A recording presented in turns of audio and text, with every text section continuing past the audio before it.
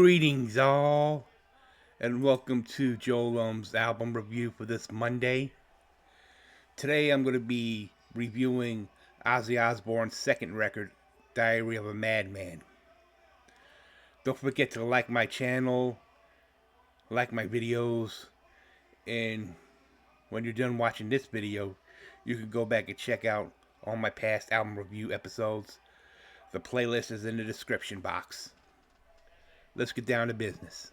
Ozzy Osbourne's second album, Diary of a Madman, is the final album recorded with late guitarist Randy Rhoads, who had died in a plane crash in March of 1982.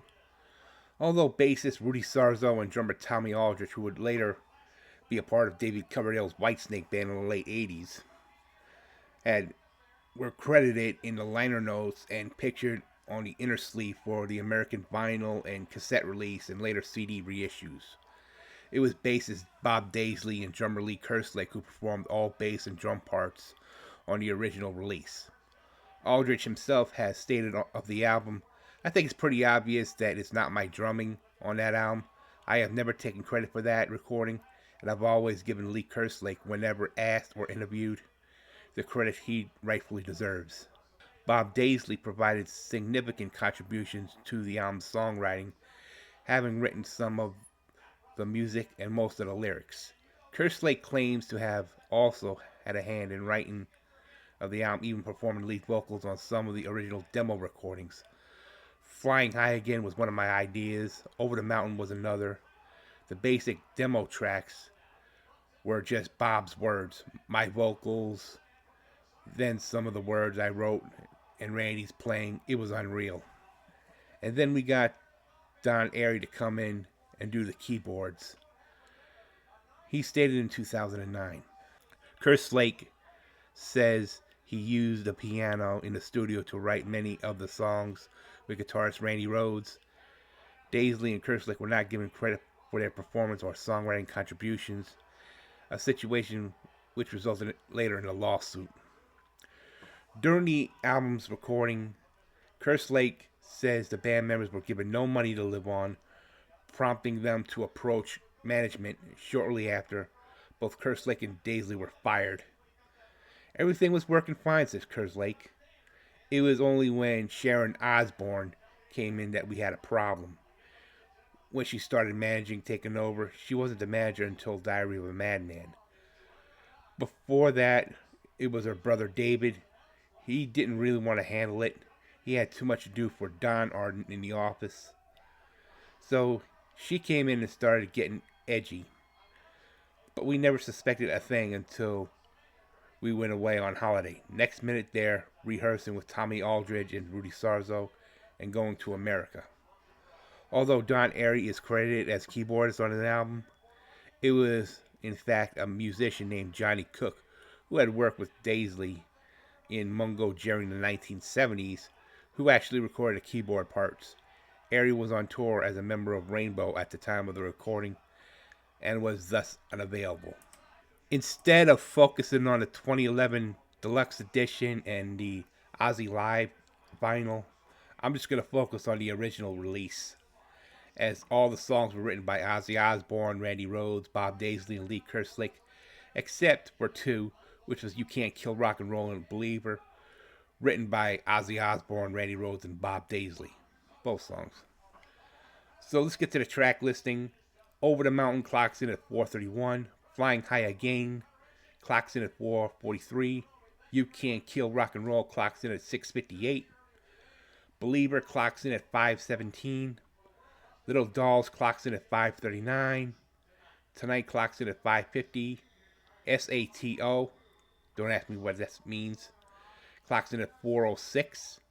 And the title track Diary of a Madman clocks in at 6:15. Ozzy's second record, Diary of a Madman, was released in October of 1981. The reception of the album has been generally positive, in particular to the neoclassical guitar work of Randy Rhoads, has received much praise.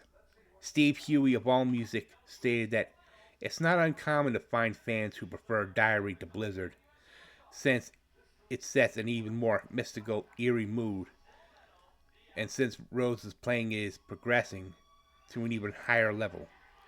BBC Music referred to the album as a classic rock record in every way, lifted out of the ordinary by the legendary rock axe god Randy Rhoads. Canadian journalist Martin Popoff called Diary of a Madman a lasting classic that stands as the definitive showcase for Randy Rhoads.